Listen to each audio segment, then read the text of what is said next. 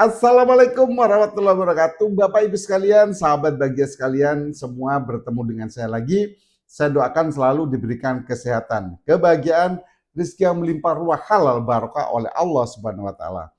Saat ini saya akan memberikan ilmu kesehatan tentang yang namanya autoimun. Nah, ini banyak sekali sekarang di luaran anak-anak juga yang menderita autoimun. Apa sih sebenarnya autoimun itu?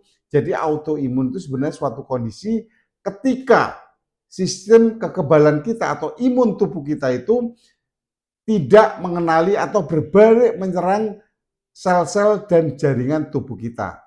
Akibatnya apa? Banyak peradangan, banyak kerusakan pada sel, organ, dan jaringan tubuh kita. Itu autoimunnya. Sekarang penyebabnya apa sih dok? Kita bahas.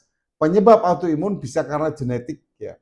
Kedua, lingkungan. Ada paparan bahan-bahan kimia, terus ada merokok, paparan sinar matahari yang berlebihan. Boleh ya, sinar matahari boleh tapi jangan berlebihan. Terus ada infeksi baik virus, baik bakteri. Terus gejalanya apa? Secara umum autoimun itu biasa kelelahan yang ekstrim, sering lemes, lelah sekali. Kedua apa? Nyeri otot, pembengkakan, nyeri sendi, itu autoimun.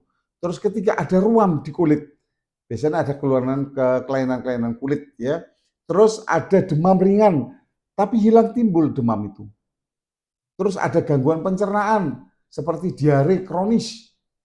Terus ada apa? Rambut bisa rontok, sulit konsentrasi. Jadi kalau menemukan gejala seperti ini segera konsultasi. Saya bisa membantu ya Bapak Ibu sekalian atau sahabat bahagia jangan sampai autoimun ini tambah berat.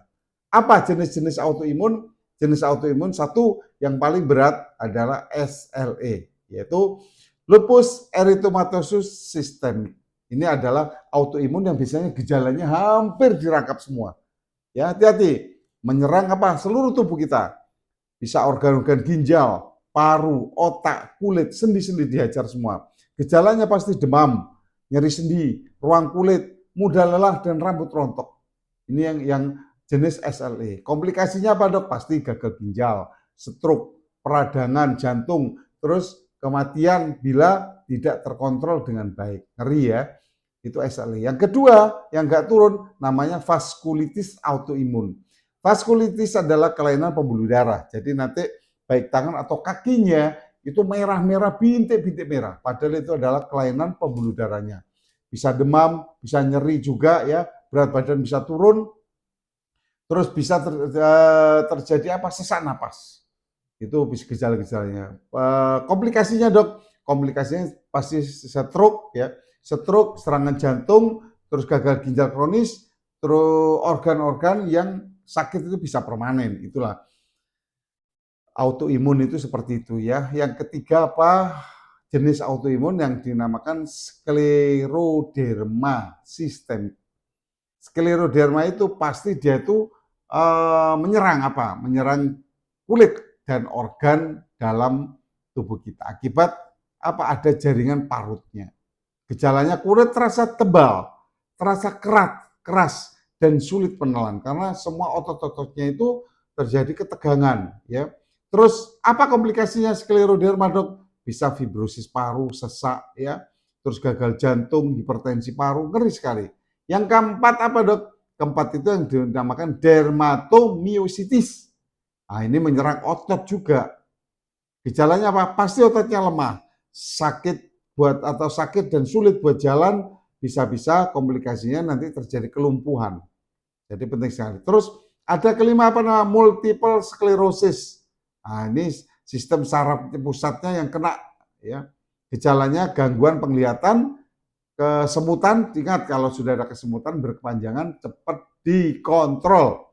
Bisa terjadi apa? Kelumpuhan, gangguan kognitif, disabilitas permanen. Jadi ini penting kita mengetahui hal-hal ini ya, jangan sampai terus tidak dikontrolkan karena tidak mengerti, dianggap enteng, terus terjadi kelumpuhan. Yang keenam, jenisnya autoimun itu ada miastenia gravis, ya, ganggu komunikasi antara saraf dan otot. Jadi komunikasi saraf dan otot terganggu, sehingga gejalanya apa? Kelopak mata bisa turun atau disebut ptosis. Penglihatan itu ganda, kayak ada dua penglihatannya, terus sulit nelan, terus mudah lelah. Komplikasinya kalau tidak ditangani dengan bagus, pasti akan terjadi gagal napas, krisis miastenia. Jadi bisa masuk ICU, berat sekali ya. Terus yang ketujuh, ini banyak di lapangan, autoimun yang disebut rheumatoid arthritis. Ini dia pasti nyerang-nyerang sendi. Jadi sendi-sendinya itu nyeri sekali. Pada pagi hari terjadi kekakuan, ngeri ya. Terus sendi-sendinya juga bisa bengkak. Hati-hati, ini harus sudah mulai curiga. Ya, komplikasinya apa? Jelas, sendinya bisa rusak permanen. Itu yang paling ditakutkan. Ada gagal jantung juga. Nah, kedelapan apa? Psoriasis. Psoriasis ini menyerang kulit.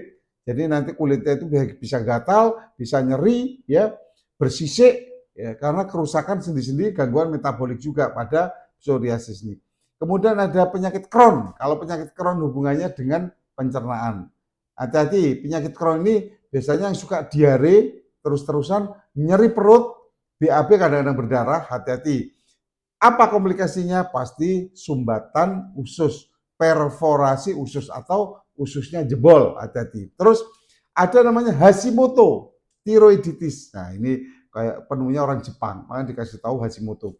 Kalau dia hipotiroidisme, gejalanya Hashimoto itu mudah lelah, berat badan naik, sudah jelas, terus sering dingin, tiba-tiba terus sembelit. Itu Hashimoto tiroiditis. Terus penyakit Graves yang terakhir. Penyakit Graves itu atau Graves disease karena kelenjar tiroid itu terlalu aktif. Ini kan biasa terlalu aktif berarti apa? Hiper, ya. Berarti jantungnya sering debar-debar. Enggak ada masalah, enggak apa santai debar-debar. Berat badan turun, ya. Keringatan karena jantungnya bergerak cepat jadi keringatan.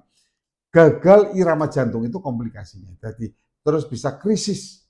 Nah, sekarang bagaimana, Dok, cara mengurangi resiko autoimun? Yang pertama, yang merokok berhenti merokok, jauhkan dari rokok ataupun yang pasif atau aktif. Kedua, jaga berat badan idealnya, jangan kegemukan. Ketiga, rutin olahraga atau jangan malas gerak. Keempat, tidur yang cukup 6-7 jam. Kelola stres yang berkepanjangan dengan baik. Terus konsumsi makanan-makanan yang bergizi seimbang. Kemudian makanlah makanan manusia. Apa sih, Dokter Edi, makanan manusia itu? Makanan manusia itu pada waktu kita makan masuk ke mulut, ke lambung, dipecah di lambung, menghasilkan seperti kim namanya atau bubur, kemudian bisa diserap di usus, masuk ke pembuluh darah, kemudian bisa dimakan oleh sel tubuh kita. Kemudian diolah di mitokondria menjadi energi. Itulah makanan manusia, ya. Kontrol kalau punya penyakit-penyakit kronis, misalnya punya hipertensi, diabetes, kontrol lah. Karena ini dia pencetusnya salah satunya, ya. Tidak salah kalau kita kontrol karena untuk mencegah penyakit-penyakit selanjutnya. Jika bermanfaat video ini bisa di-share kepada siapapun dan pencet like, pencet subscribe supaya selalu mendapat info-info terbaru tentang kesehatan bersama video saya. Sekian, wassalamualaikum warahmatullahi wabarakatuh.